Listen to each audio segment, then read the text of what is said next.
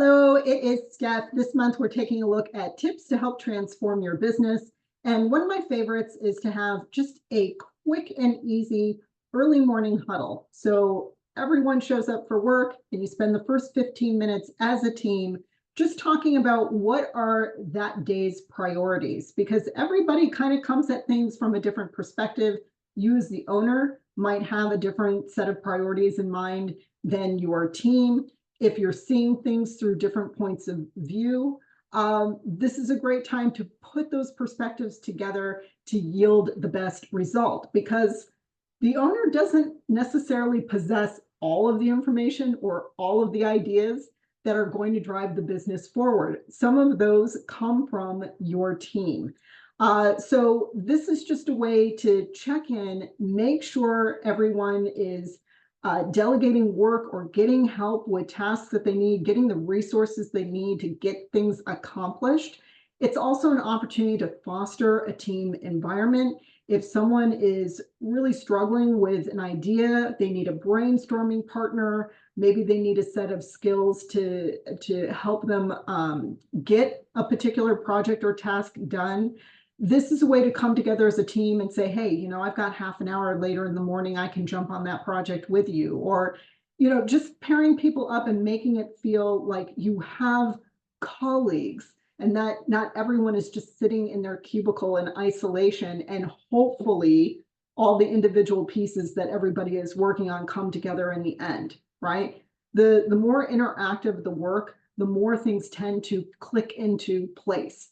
So fostering that sense of teamwork is one. Fostering a sense of leadership is another, because if you take turns leading the huddle and checking in with one another, like whoever's taking the lead on the biggest project, again, doesn't necessarily have to be the owner. They're the ones guiding discussion that day. That also fosters a sense of ownership and self-accountability. And I think also checking in with your team from time to time and making sure that that morning huddle is being used to its highest and best use. If you say it's going to be 15 minutes, it's got to be 15 minutes. So use it for triage. If someone needs to have an extended conversation with someone on the team, make that a parking lot topic, and they can move off to the side after the huddle is over with. Or if your team feels like there needs to be a specific use for that 15 minutes together in the morning, not just updates or, kind of playing air traffic control, but maybe problem solving, use it for that. So I think the bottom line is getting everyone together briefly and sticking to that time limit and being really intentional helps people to feel heard. It helps make sure that they are focused on the right things, that they're getting the information, the tools that they need to see their job all the way through. And it cuts down on a lot of assumptions like, well, I thought you knew that you were taking the lead on that, or I thought you had a budget laid out for that, or I thought you already, had a game plan, or you knew what you were doing. A lot of the miscommunications that I see among teams, and the reason why projects tend to just sort of stall out and lose steam, is there's a lot of unspoken expectation and a lot of assumptions going on.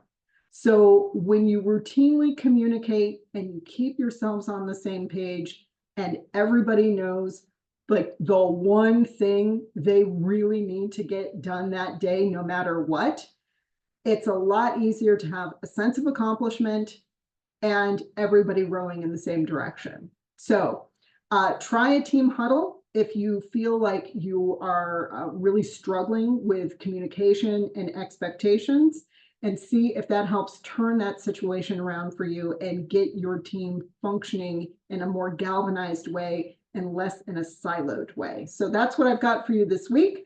If you try it, tell me how it goes, and I will have a totally different tip for you next week. So talk to you soon. Enjoy the rest of your week and see you next Wednesday. Bye, everybody.